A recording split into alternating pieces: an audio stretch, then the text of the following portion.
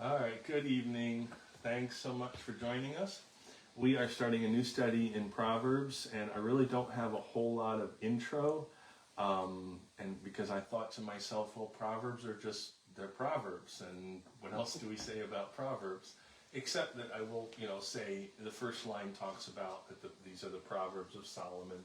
So he's writer slash compiler, whether these all came originally from him or whether they were compiled. Not too long ago, there was the 3,000 year anniversary of the Kingdom of David that was celebrated, and it's been within like the last 10 years or so. And so basically, Solomon following David as king, it's about 3,000 years ago when Solomon was in power. And the compilation of this is discussed as either during Solomon's lifetime or the possibility was that it was the final compilation happened somewhere around like the 6th or 7th century. So there's some discussion about when it was completely compiled, not a huge issue. But if you want to turn Proverbs chapter 1, we'll jump right in. And what I'm going to do is read a portion and then kind of share some things that have come to my mind as a result of that particular portion. So we'll read some scripture, I'll teach a little bit, we'll go back to scripture. We're going to do all of Proverbs chapter 1 tonight. So verse 1 says this: the Proverbs of Solomon, son of David, king of Israel, for gaining wisdom and instruction, for understanding words of insight, for receiving instruction in prudent behavior, doing what is right and just and fair, for giving prudence to those who are simple, knowledge and discretion to the young. Let the wise listen and add to their learning, and let the discerning get guidance, for understanding proverbs and parables, the sayings and riddles of the wise.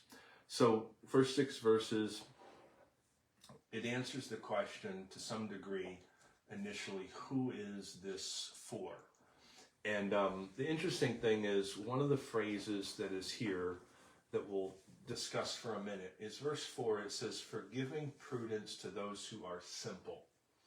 And, there's already, some kind of reactions to that. Because I didn't, the idea of people who are simple, I'm going to try to define a little bit about what that possibly means in a few different ways. So Proverbs is the wise man writing for those who cannot necessarily work out all these issues for themselves. Now, in our culture today, we are, in some cases, some of the most learned people in the world. Doesn't mean we're wise, but some of the most learned people in the world. So oftentimes when you see a proverb about something, if you have a Judeo-Christian background, if you're somewhat familiar with the Bible, then there's usually not anything in Proverbs that's going to really hit you as, boy, this is really difficult to understand. But we know that that's not the whole history of everybody who's ever lived. And so we have situations where this is something that has been written down and come down for potentially 3,000 years, when even in that culture, in that day, information was actually shared more often verbally than it was in written form. And so this was a part of the scrolls that the people would, that the rabbis and spiritual teachers in Judaism for 1,000 years would have used to teach people who really didn't have access to a whole lot of learning. So the issue is, historically, oftentimes this would have been for people who were simpler. But the truth of the matter is here's the other side of things, is if in today's culture, if you don't have a Judeo-Christian background, and if you have grown up in a setting, which is why Proverbs is probably going to become more and more important for people, if you've grown up in the setting of kind of the postmodern West, then even the idea of absolute truth is not necessarily a given, that you've grown up with any teaching on what truth is. So that means that there are people who in essence would have a difficult time with the Proverbs because they are basically establishing what is right and what is wrong. That's one of the biggest aspects of what Proverbs will be for. What is right, what is wrong. It says verse 3 says, doing what is right and just and fair. So simple people can mean a variety of things. It can mean somebody in a setting where they just don't receive that much learning. It can be somebody in a setting where they receive a lot of learning, but do not have a basis for truth in their lives. It can also mean for people that would struggle to learn. The truth of the matter is not everybody is intellectually gifted enough even to be able to read the words that we're reading. And so how are they going to be taught? In the old days, they sat around the campfire and taught. In today's day, we may use pictures. We may explain things to them. So one of the things about all of this is we don't look down on those who would fall into the category of being simple. Not everybody has to be a deep thinker. Not everybody has to be a broad and deep reader. And we live in a culture where reading is actually more and more disappearing. And so it's definitely that this is for the simple. The second one it talks about, and we won't get into this one very long tonight, but this will come up again later, is those first 6 verses say one of the other populations this is for the young. And so Proverbs 22:6, train up a child in the way they should go, and when they are old, they will not depart from it. Well, we won't focus much on this one because that verse and other verses like it will come up later. But right from the beginning it says, these Proverbs are for people who are simple, that they might become wise. These Proverbs are people who are young, that as they grow, they might grow in wisdom. And then it also references that the people who need this are also the wise and discerning, which basically means you never arrive. You never have all the wisdom that you need to have. One of the important things to remind ourselves of is there are different things in here that though you would say, well, this is true, we also have to admit that we've not always followed the wisdom that's presented in Proverbs. So we can be very wise and very learned and very knowledgeable and still not always apply what we've learned, which when we don't apply what we've learned in Proverbs, basically we're sinning. We're doing that which God doesn't want us to do.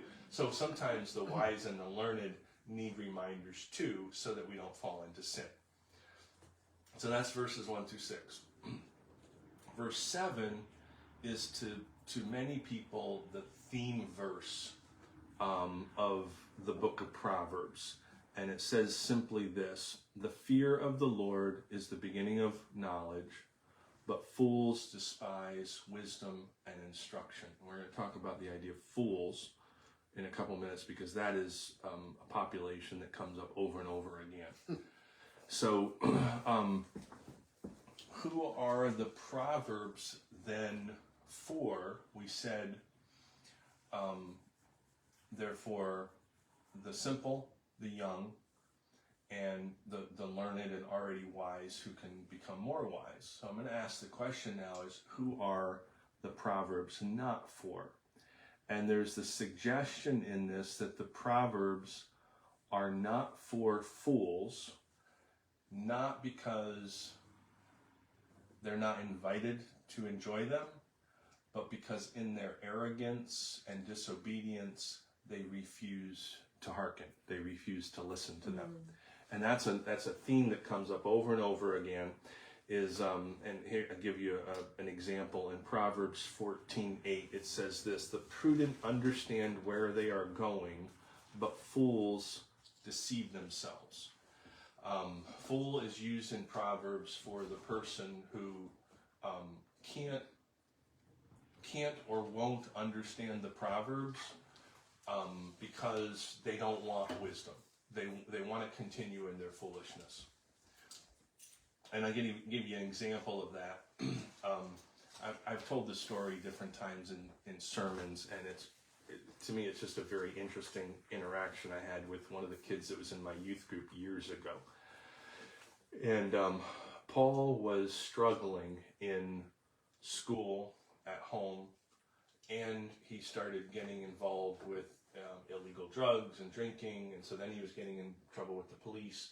And he actually, when I visited Paul, I had known him for at least 2 years at that point, and I had to visit him in a juvenile detention center. He had become, just off the rails, just really kind of starting the process of destroying his life. And so I sat down with him and I began to talk with him, and he was angry, frustrated because he was there, frustrated because he got caught, and this is where he ended up. And finally he said to me, because I was kind of questioning kind of the direction he was going, I'm trying to be as gentle as possible. He kept getting more and more frustrated. And finally he said, Pastor Matt, I don't have to listen to you. And I don't have to listen to my parents. And I don't have to listen to the teachers. And I don't have to listen to the police. And I just paused for a minute. I said, Paul, then life's probably going to be difficult for you. I said, what do you think you're going to do with your future? And he was silent for a minute. He listened to me. He goes, I'm going to join the army. And that to me is like one of the preeminent statements that somebody has ever made to me in my life, where you just realize Proverbs is desperately needed.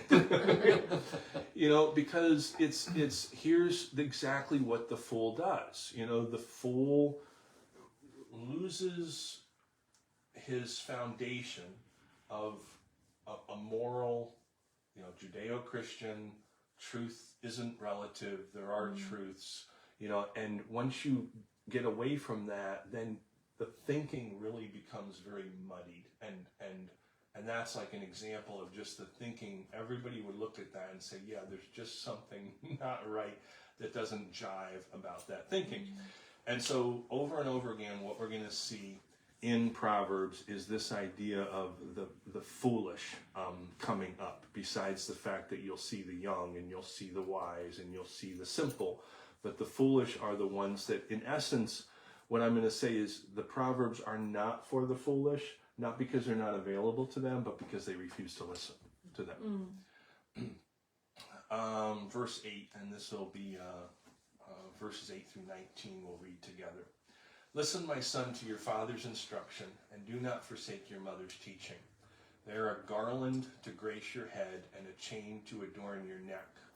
My son, if sinful men entice you, do not give in to them. If they say, come along with us, let's lie in wait for innocent blood.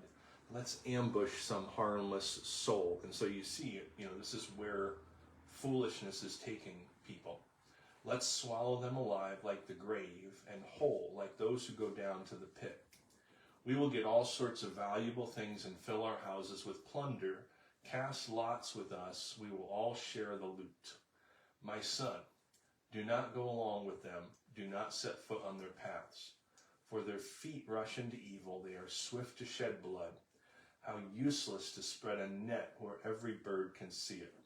These men lie in wait for their own blood. They ambush only themselves. Such are the paths of all who go after ill-gotten gain.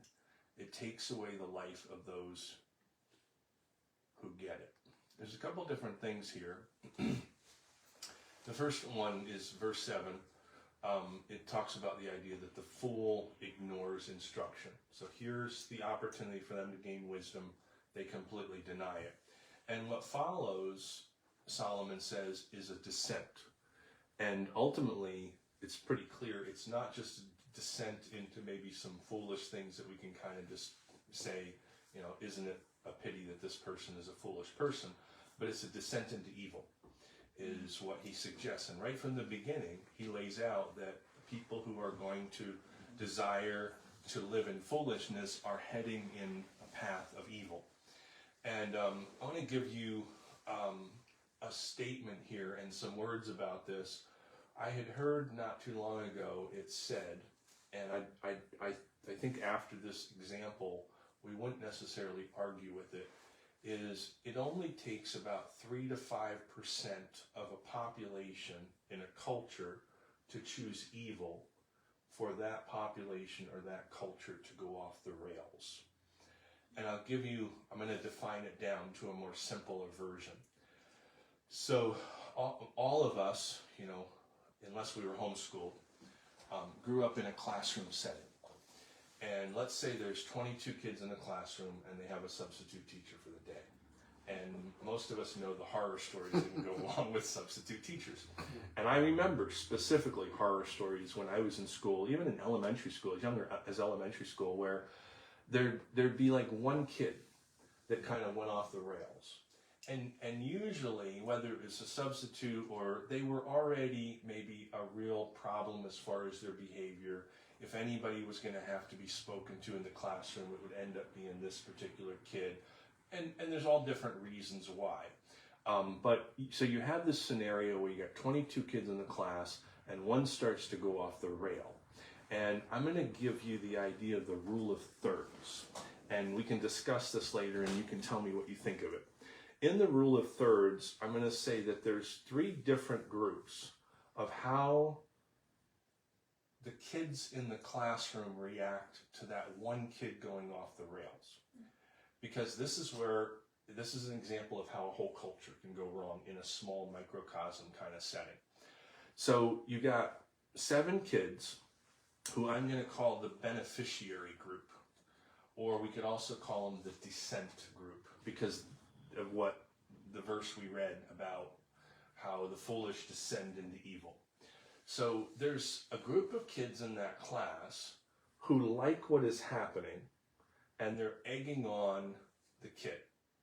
And there's different motivations for why they're egging on the kid, especially when it comes to something like a substitute teacher. So the number one motivation for why kids would egg on that one kid is they don't know how to do work. You know, we're already kind of getting half out of work because we have a substitute teacher. We can get all out of work if we kind of egg this kid on, because what's the focus then? The focus not on teaching and here's what you're supposed to learn and here's the assignment and here's what you're supposed to do. Instead, the focus is on that kid who's acting out, and that's what the teacher's doing. So we say there's a third that like what it's happening. We're getting out of doing work. In some cases, they may not like the teacher.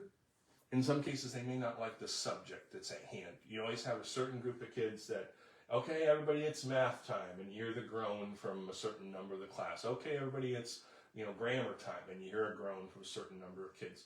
So there's all different reasons why there's the beneficiary group, but the motivation is multiple. Don't like the teacher, don't like the subject. They may be friends with the kid who's acting out and feel like I've got to go along with them. So they may have not been brave enough to start the trouble, but they're not likely to be the ones that will help stop the trouble. So this is the beneficiary group, and you say, well, what are they benefiting from? In verse 14 of the verses that I read, it said this: we will all share in the loot. Now, in the case of what the person, Solomon writing in Wisdom, in one case he's thinking, okay, we stole a bunch of stuff and now we're going to divide up the loot. But the issue is, if you are the descent group who's going to benefit, there's all different ways you can benefit. And in the classroom, how do you benefit? You receive a short-term reward of there's no work to be done. We all get this free ride for 15 minutes or half an hour while the teacher is dealing with this kid. Basically, there's something that's benefiting them. And so they're kind of egging it on, supporting it in some way, shape, or form. That's the beneficiary group. The second one is the non-confrontational group. And I also call this the assent or assent group. And I'll tell you what I mean by that in a minute. So the non-confrontational group is a third of the group that remains silent. And there's several different potential reasons for why they would remain silent when a fool starts to act out. First one is they are by their nature non-confrontational. There are just some people that cannot bring themselves to turn around to the fool and say, why don't you stop it? It's not in their emotional nature. In some cases, it doesn't have to be in their emotional nature. I don't believe everybody has to be confrontational and all 21 kids have to turn around at once and say, stop! There are some kids who are just non-confrontational by nature. There's others who for emotional reasons, they are non-confrontational. And this is the kind of thing where you see a child who gets into a very chaotic environment and they will literally like put their hands over their ears. Now, usually there's something emotional going on with that child where they are trying to stop the chaos, or they will remove themselves physically if they can. You know, I mean, you'll see sometimes when there's an argument or a fight, some people just get up and walk out. Why? Because they're non-confrontational. They can't handle the emotion. They can't handle the arguing, whatever's happening. So the non-confrontational group, because I call them the ascent ascent group, because the group whose silence, their silence is approval and capitulation. By not saying anything, in essence, they're approving and capitulating to what is being done. They give assent for the fool and for the beneficiaries to ascend, to rise to the top and take control of the classroom. So that's the second group. The third group is the confrontational group. And I've actually pegged them as the dissent prevent group. And so a third of them are on the teacher's side, but they initially feel outnumbered. Why do they feel outnumbered? Because actually they are outnumbered. If you take a look at what's going on, they're only a third. And even though 1/3 is non-confrontational, not really doing anything, they still look at the situation initially and they're like, well, we don't like what's going on, but what do we do because nobody else is saying anything? You know, and there's actually been studies done on this, psychological studies, where they'll have a room full of people and they'll like get everyone to agree to a lie, and then they'll have one person in the room to see if that person will disagree with the lie or will go along with the obvious lie because everybody else is believing it. And to be honest, in a lot of situations, a lot of people will go along with the lie. They'll convince themselves of the lie because everybody else has decided to believe the lie. And so the confrontational group, they're outnumbered, but this is actually the group that saves the teacher. And what I would say, this is the group that saves the teacher, that saves the culture, that saves the country, that saves the whatever. Because this dissent prevent group is represented in verse 10 and verse 15 as Solomon uses the word my son. It says, my son, if sinful men entice you, do not give in to them. My son, do not go along, verse 15, do not set foot on their path. So if the class is going to right itself, it's this group. It's the confrontational group that's going to basically dissent because they're going to disagree with what is happening, what the fool is doing, and the people who are supporting the fool, and they're going to help the teacher prevent it. Because if you're a teacher, again, using this particular example, and you have a fool who raises up and begins to control the culture and the environment, if you have 5 or 6 kids who in some way, shape, or form all turn to that kid and begin to apply a different kind of peer pressure on them, you know, Max, sit down. Max, be quiet. You know, and there are some people who are in each dynamic and group dynamics who are authoritative even as peers. You know, if the captain of the football team, who also happens to be an upstanding young man who is moral, turns around and says to the kid in back, hey, quiet, let the teacher talk. That may carry more weight than somebody else. And so the issue becomes is what Solomon is talking about, it has application for us personally, but I think when you look at these verses, you also understand that this has application within what we'll call group dynamics, where there are different people who function in different ways, and in a setting where the fool begins to rise to the top, the issue becomes is who is the dissent prevent group? Who is the confrontational group that's going to rise up and say, this foolishness shouldn't continue? Because in some cases, the teacher, the person who's in leadership, it may not be enough. They may need a dissent prevent kind of group to rise up and confront the fool, confront the beneficiaries of the fool, things of that nature.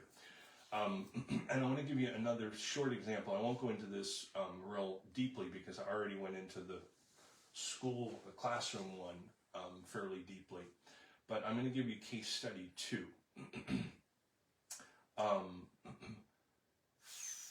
Case study 2 is simply this: 5 people acting out in a church of 100 without the confrontational group to dissent and prevent will destroy a church.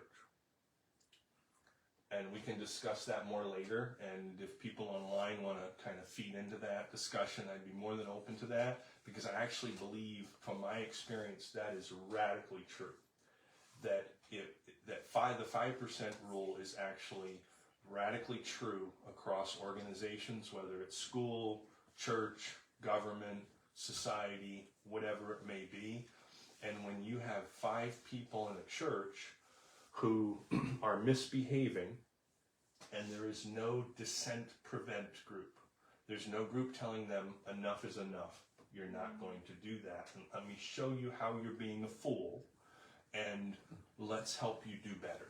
Not that we want to throw them out, but we're going to confront them. That's the whole idea of what the New Testament talks about in confronting people who are misbehaving because they're choosing foolish ways. And if they are not stopped, then I believe it only takes 5 people to destroy a church. It only takes 5% to do a tremendous amount of damage. And we'll talk more about that later.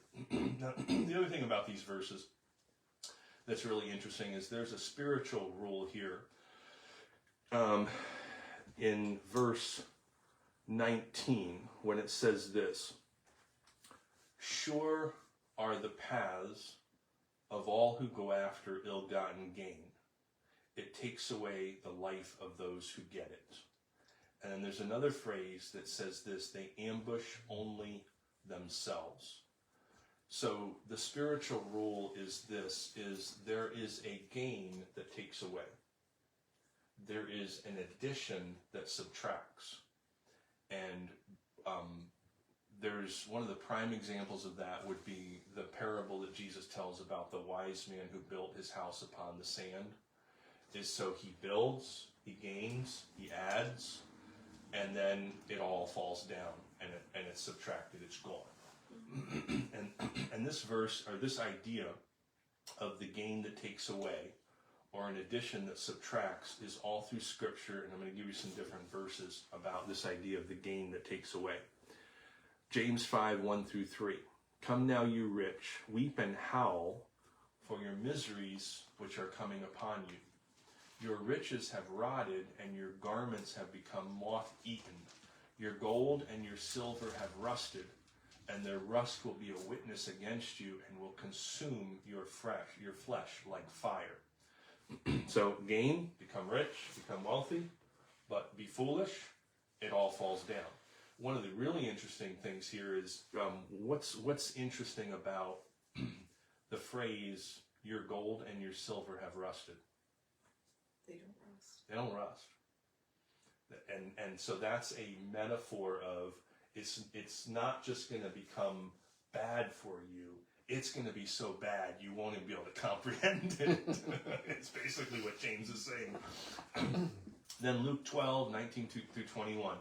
Jesus tells of a rich man who stores up goods for many years. In other words, again, only be told, fool, this night your soul is required of you, and now who will own what you have prepared? Gain that's taken away. Proverbs 13:22, the wealth of the sinner is stored up for the righteous. It's a very interesting one, and we'll come to that one later on. Job 20, verse 15 has quite the word picture for this idea of the gain that takes away. He vomits up the wealth he swallowed. God makes his stomach vomit it up. And so that verse, such are the paths of all who go after ill-gotten gain, it takes away the life of those who get it.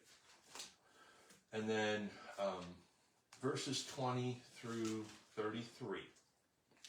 Out in the open, wisdom calls aloud. She raises her voice in the public square. On top of the wall, she cries out. At the city gate, she makes her speech. How long will you who are simple love your simple ways? How long will mockers delight in mockery and fools hate knowledge? Repent at my rebuke, then I will pour out my thoughts to you. I will make known to you my teachings. But since you refuse to listen when I call, and no one pays attention when I stretch out my hand, since you disregard all my advice and do not accept my rebuke, I in turn will laugh when disaster strikes you. I will mock when calamity overtakes you. When calamity overtakes you like a storm, when disaster sweeps over you like a whirlwind, when distress and trouble overwhelm you, then they will call to me, but I will not answer. They will look for me, but will not find me.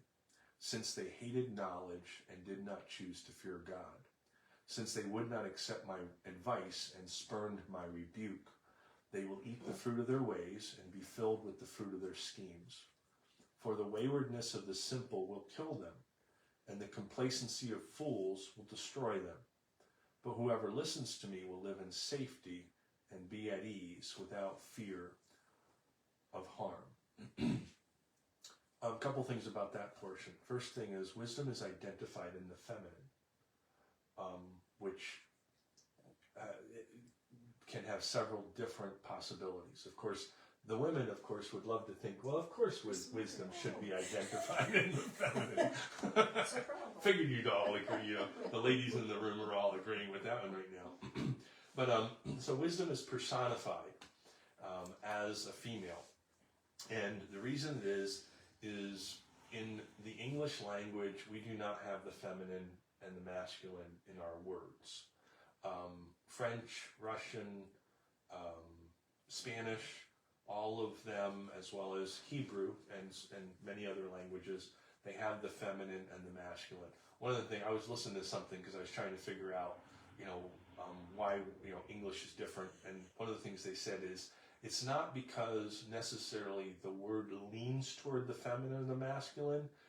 In Spanish, the word for masculine is actually in the feminine, which I thought was kind of interesting. You don't know why they would do that. But basically, every word, every noun has to be chosen as either being in the feminine or the masculine. There's not an option for it to be both.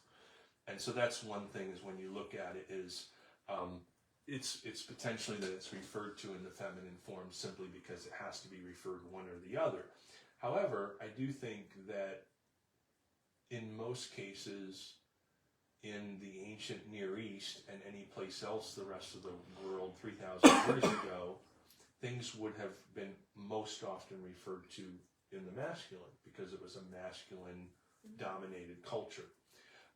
So there's some other options, and we can talk about if anything else comes to mind.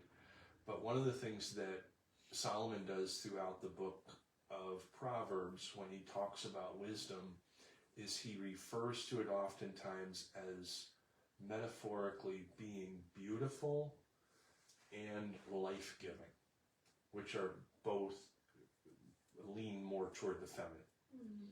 And so he actually, he may have chosen, the word may have been already there, or he may have chosen to use that word specifically because it was feminine, because it would metaphorically picture the idea of beauty and life-giving, but we don't know that for sure.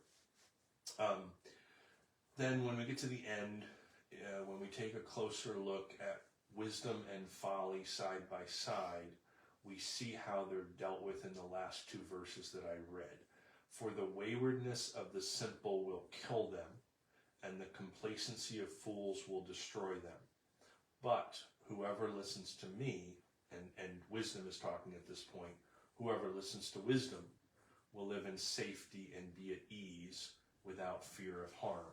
And we will see that kind of juxtaposition of them being very far apart and then being presented as wisdom is life-giving, it's affirming, it's a way of peace, it's a way of spiritual prosperity, and at the same time, foolishness in Proverbs will always be pictured as a way to death, a way of evil, a way of brokenness, a way of despair.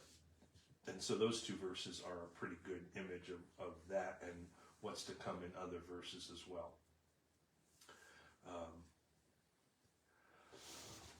So as we kind of close out the time, it's the reminder there in those verses is this, and I would say also about the time that we live in. Proverbs is needed in this day and age because it is life-giving, and we have a great deal of foolishness that's happening in our world around us. And it's the cure for the disease of foolishness of our time. And ultimately, what bears out is somebody like Paul, the kid in my youth group. I've lost touch with him. I don't know what direction he went in life, but you see the person who continually chooses the foolish way, and it's the prodigal son story. It's they just make such a mess of their lives through a lack of wisdom, through foolish decisions, and there's all sorts of examples of that in our world today. The flip side is we have the opportunity as we gain wisdom, as we understand things of the Holy Spirit more and more in our lives, that we can impart wisdom to the people around us. So that's Proverbs chapter 1, and we'll take a break and then start our discussion.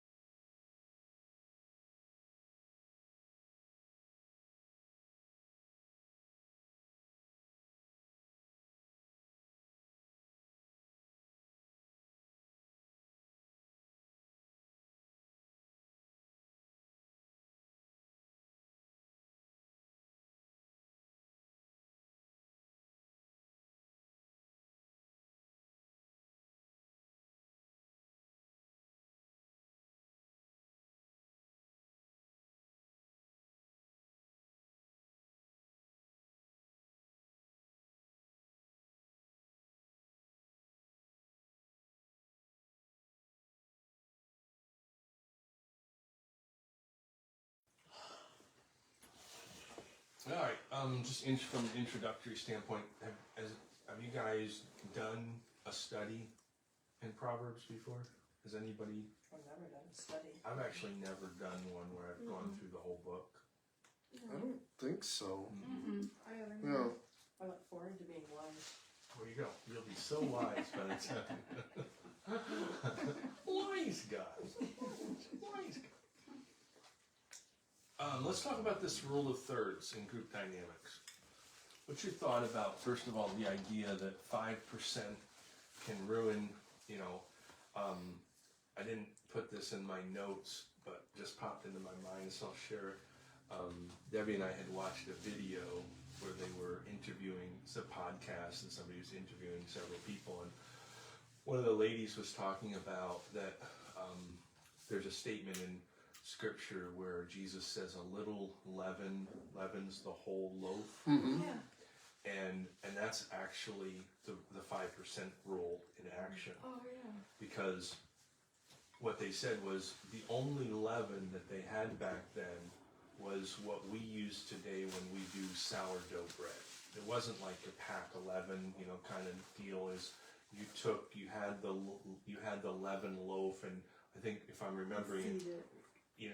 Properly, is you take a small amount off. Keep it. Yeah. And you cube it, or and then you put it in a new loaf, and what happens is very quickly that leavens out into the entire loaf, and in fact, if it's wait too long, it'll ruin the loaf, and that's kind of the rule of 5%. Is a little, if all it takes is a little leaven. And you think of what evil does when it enters into a system, and whether it's a classroom or whether it's a culture or whatever it is it doesn't take a huge amount for the leaven to start doing its work. What are your thoughts about the rule of 5% and then the rule of thirds that goes along with it? Well, I remember you look your story of school, and you think back to all sorts of situations like that. Didn't have to be a substitute teacher, and there were just some teachers that didn't control their classrooms. But yeah, now in hindsight, it's like, well, let's see. Was I the instigator? Was I, and if not, which third did I fall into? And I found myself falling into each of the third at different times according to what was going on. Because there were times it's like, oh wow, we only got a half of an hour left, and this guy's misbehaving. And if I can keep him going, we're done for the day. Teacher throw his hands up in the air and be done. The other one is interesting, and I friended a person on Facebook who had sent me a friend request who I went to elementary school with, and every once in a while he'll throw something on there about something that happened in elementary, and one of the ones that somebody put up was either him or he responded to it was, remember when we made Mrs. King cry? Aww. And there was a music teacher who had definitely a softer personality. It wasn't my class, it was a different class. I won't take the blame or the credit for that. But then the other one was remember when Mr. D'Amico, how Mr. D'Amico used to keep things in line.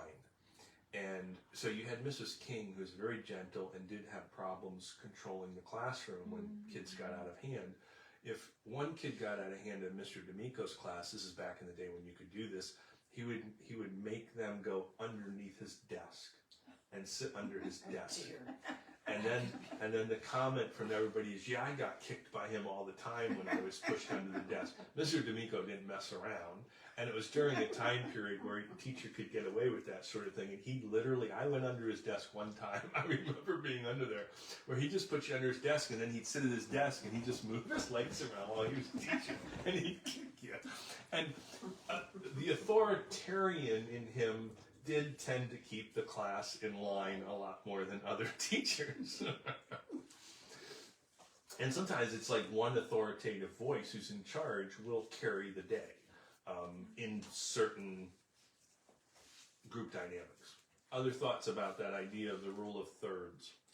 Well, I mean, we had heard, I mean, this was years ago, like talking to a youth pastor, they were saying that if they used it as a larger percentage, like if 60% of the youth group didn't believe in Christ, then it could sway the other 40.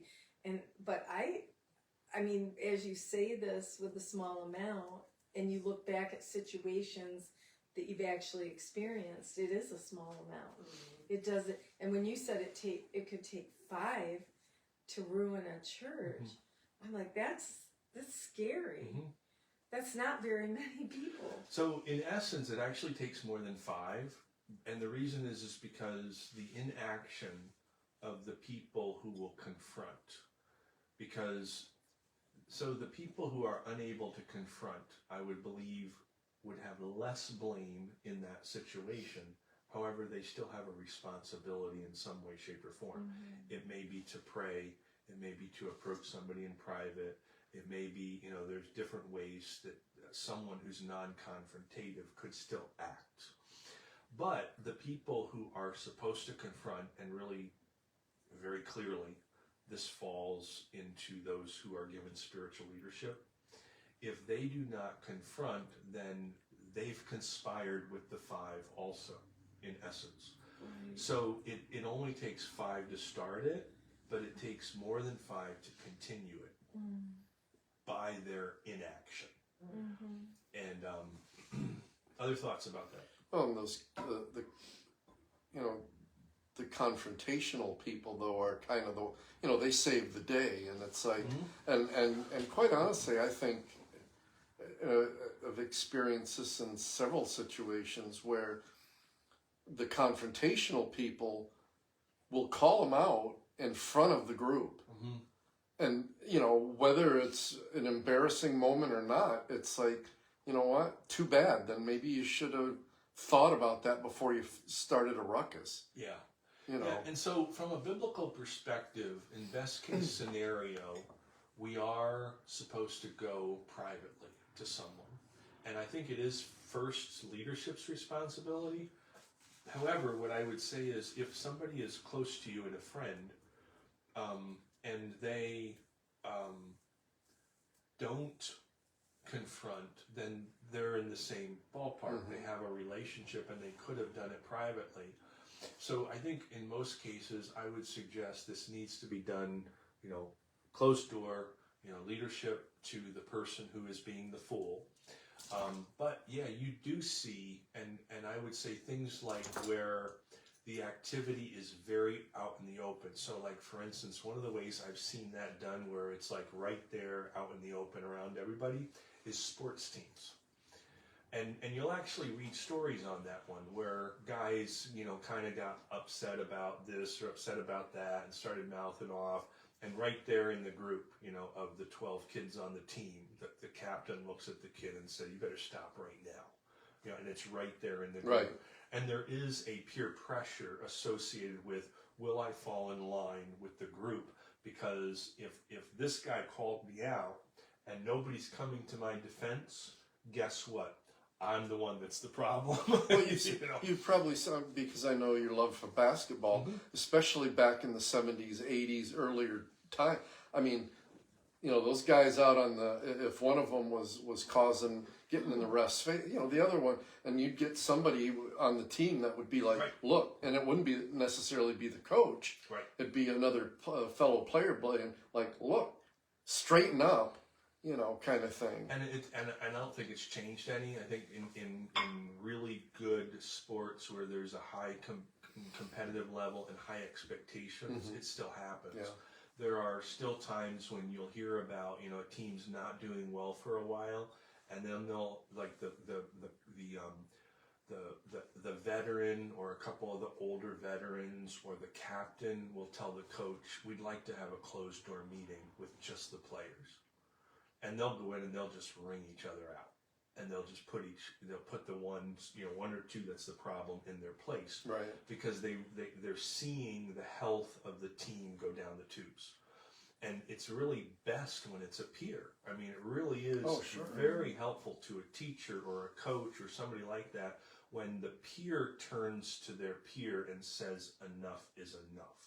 it lands a different way than the authoritative, especially if somebody by nature doesn't respect authority, which some people don't. It may be a peer that has to do it. And I think, bringing this back, because as we do a Bible study, one of the things I think we have to reference is the church is I do see a real fear in confrontation in the church. That people do, and part of it is we have moved away from a time where we were very much in the church, even like when I described Mr. D'Amico. We were very authoritative. We pushed in the 20th century. I think the pendulum swung towards truth, which means it swung toward legalism and an overly authoritative manner. And we didn't like that. So what happens? We don't swing it back to the middle where truth and grace are balanced. We swing it to the grace side. And many churches and many situations are swung too far to the grace side. And one of the things that happens when you swing to the grace side is you won't confront. Because confrontation is about you've done something wrong and I'm calling you out. And you want to do it respectfully. You want to do it right. You don't want to do it wrong. But the issue is confrontation in the church still matters. And if you take a look at especially Pauline theology in the New Testament, and of course he was the one that was laying the foundation for the future of the church, there is a constant stream of you need to confront this, you need to confront this, you need to confront this. It's never like, it's okay, it'll all just go away. Paul never approaches things like that, but we tend to approach things like that in the church. Is if we just, they're having a bad Sunday. Okay, everybody has a bad Sunday.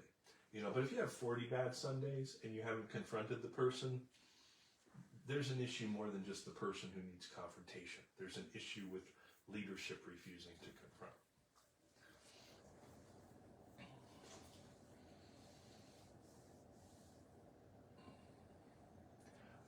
And then the other question I'll ask is about this idea of the spiritual rule of the gain that takes away. We can call it kingdom math, an addition that subtracts. And let me remind you of one of the verses that go along with that, verse 19 in the first chapter that we read earlier. Such are the paths of all who go after ill-gotten gain. It takes away the life of those who get it. Have you seen that?